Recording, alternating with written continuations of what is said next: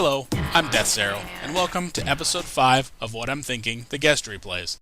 The replay that we'll be looking at in this episode is from Ryokan in his Jumbo Sherman from April 12, 2012 on El Haluf.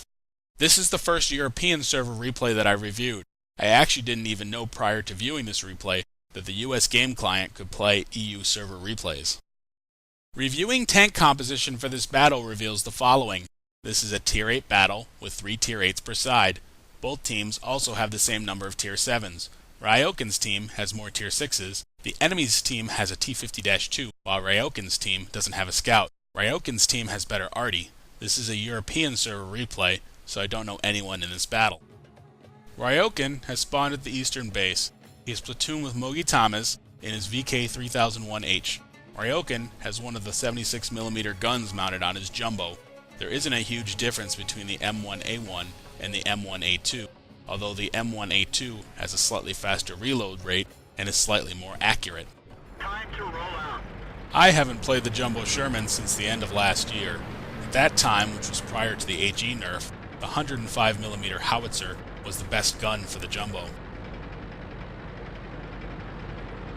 Now, the Jumbo has really good front armor. If you can angle it effectively, you can bounce pretty much anything that you'll face. The challenge here for Ryokan is going to be effectively using the 76mm gun, as it will have difficulty penning some of the enemies in this battle. Ryokan is heading to the northwest.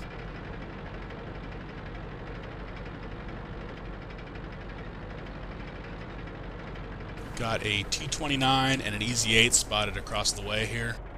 Ryokan's going to line up a shot. Misses. Enemies drop behind hard cover, so he continues to advance. Not too much activity so far on the enemy side. They have a medium in town at F6. There were a few enemies spotted on top of the hill. That enemy at F6 has been knocked down. Ryokan's going to keep his gun pointed towards town just in case he catches something on his way up.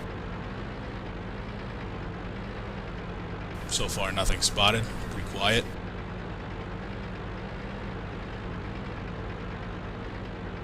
Got a Ferdinand covering the hill. EZ-8 still up on top of the hill. That's a good sniper spot, by the way. T-29 is down at B1. He's behind the rock, most likely. Ryokan's going to continue to advance a little bit. He's now moving up across next to these rocks. Spots a grill down in the valley. Not sure why this artillery is moving up. Not very smart. Misses his first shot. Really doesn't have an angle here. Looks like he's trying to knock the building down. They end up knocking down that grill. He's now lining up on that EZ-8. This is a really nice spot here. He's partially hull down. He's got a good angle on that EZ-8. He's bouncing a bit though. Getting some zero damage hits.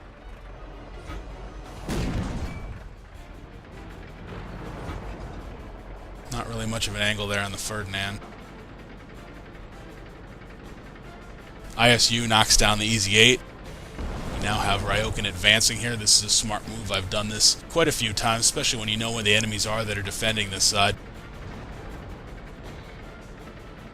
He moves up here. He's going to have some nice rear shots on this T-29. T-29's not really pointed his way. And he's got a really nice angle on his front armor. Looks like that one went right through. That one ricocheted. That's gotta hurt. Continues to put fire on the T-29. Nailed it bad. Takes a hit from the T-29 to the track. Enemy armor is hit. Gotcha. And he knocks down the T-29 for the kill. He's now moving up and looks like he's going to take this little nook here. This is a good spot. It gives you opportunities to flank the guys that are defending the hill over here, as well as protection from enemy arty in general, and slide way back into that nook. Enemy arty really can't get at you. His platoon mate here has moved up. Looks like they're going to do some work together here to get up on top of the hill.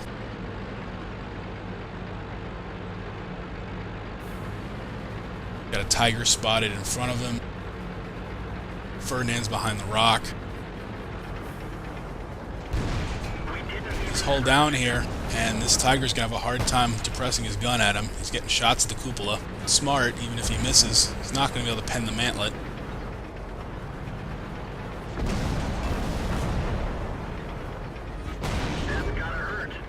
Actually hits him in the hull there. That's a nice shot.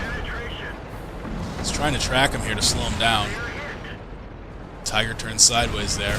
He's got flank shots here. Him and his platoon mate are pouring rounds into this Tiger. They do have support from the other side of the hill as well. M6 is moving up to support the Tiger. Tiger gets knocked down by the ISU. He's got a really good angle on this M6 here. Underbelly shots. His platoon mate's doing a good job here, rolling in and out of cover, but not going too far to give the Ferdinand any hope of hitting him. They continue to pour rounds in this M6. Bounces a shot off the front hull. He's got a nice angle here on his hull too. M6 is going to be tough to punch through there.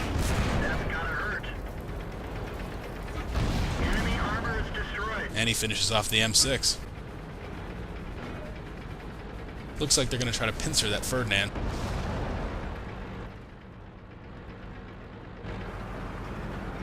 Ryokin's going to have some nice flanks. Gets a nice hit there. And really, he's using his platoon mate as bait here. Keep the Ferdinand from turning towards him. Knocks down the Ferdinand. That's a nice kill right there. Artie actually hit him in the track. He's in pretty good shape. He's at 50% health. His platoon mate's a little worse off, but they're good here. They start pushing the direction of the enemy cap. They have a nice lead here, 6 tanks. The enemy has an IS-3 left, and that could be a little challenging for them, but they've got plenty of support. Got an M36 and a grill here, SU-5 spotted. They're all in cover, so they're not going to have good support here. Their TDs on the opposite side of the valley really aren't going to be able to offer much. As you see, they're splitting up here. They're going to try to take these guys behind the rocks from multiple angles. Ryokin's going to try to flank around behind them.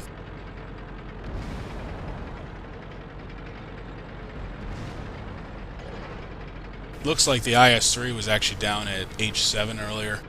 I'm not sure if he's headed back to base. That's potentially likely with all the attackers moving in on their base. Mogi Thomas gets a nice kill on that SU-5. There's still a M36 over here, but they've done a nice job attacking this location. IS-3 knocks down the M36, and we now have Ryokin moving towards cap. It's a smart move. It'll bring that IS-3 out of cover to try to stop them.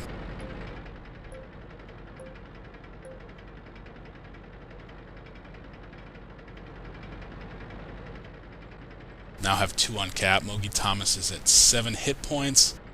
Ryokin's still at 52%. If the IS-3 can breach around, he'll be hard-pressed to kill them both before one of them can try to get some hits in on him, depending on his health. IS-3 is trying to flush out the enemy IS-3 right now. Here comes the enemy IS-3. He's at 18 hit points. This is a good sign for these guys, even though the IS-3 is a tough fight for either of these tanks. Mogi Thomas gets knocked down here, but it's going to work out really well as Ryokin's moving in for the flank. He bounces his round, but Artie kills the IS-3 to win the match. Looking at the victory screen, Ryokin had 3 kills, hit 30 of 37 shots, and earned 1,833 experience before the 5 times. A really good effort that's impressive considering the enemies that Ryokin and his platoon mate took on. Overall, this battle is a great example of how a mid-tier tank in the middle of the battle roster can have a big impact on a match. The platoon work on the hill was particularly impressive as they worked over a Tiger, an M6, and then flanked out a Ferdinand to break the enemy's northern defense. Near the end of the battle, Ryokin made a good call to leave cap to take on the enemy IS-3. Had he stayed on cap, the IS-3 would have likely taken him out. It takes good tactical awareness to know when you should leave cap versus staying on. Thank you for watching this episode of What I'm Thinking the Guest Replays. Stay tuned for another episode soon. If you'd like to submit a replay for the series, please send it to deathsarrow@yahoo.com.